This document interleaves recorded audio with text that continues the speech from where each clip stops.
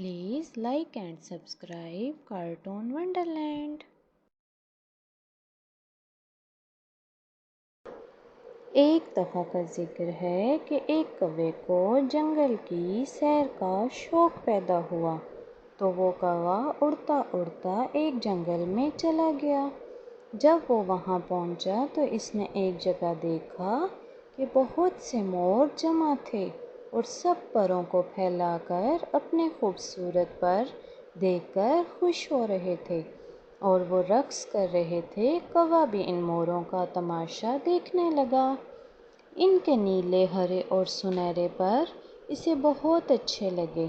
कौवे ने दिल में सोचा कि इनके पर कितने खूबसूरत हैं, ये दुम फैलाकर नाचते हैं तो इतने भले लगते हैं। मैं अगर इन मोरों के पर जो इधर उधर गिर जाते हैं जमा करके अपने परों पर लगा लूं तो मैं भी मोर बन जाऊंगा। कौवे ने ये सोचकर इधर उधर से मोर के पर जमा किए, परों में लगाए और फिर मोरों में जाकर इन्हीं की तरह रक़्स करने की कोशिश करने लगा। जब मोरों ने अपनी मखसूस आवाज़ निकाली तो कौवे ने भी चाहा कि इनकी बोली बोले। इसने मोरों की बोली बोलने के लिए अपनी चोंच खोली तो वो मोरों की आवाज़ तो ना निकाल सका, अलबत्ता इसकी चोंच से काएं काएं की आवाज़ निकलने लगी। काएं काएं की आवाज़ सुनकर सब मोर चौंक गए और कहने लगे, अरे ये तो कौवा है, हमारे पर लगाकर हमारे दरमियान आ गया। ये कहकर सब मोरों ने इसे कौवे को घेर लिया और ठुमके मारने लगे।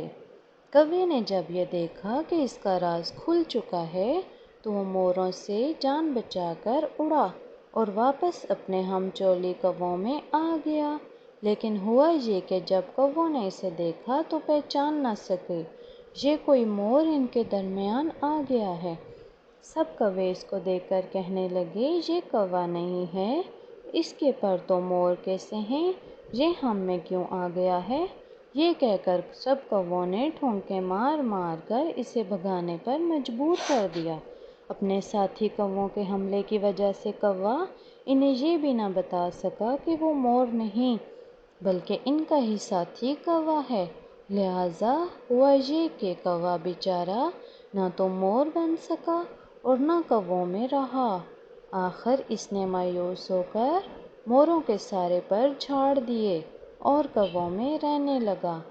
प्यारे बच्चों, इस कहानी से हमें ये सबक मिलता है कि हमें दूसरों की नकल करने की बजाय अपनी शख्सियत को अपनी अच्छी आदतों से बेहतर बनाना चाहिए।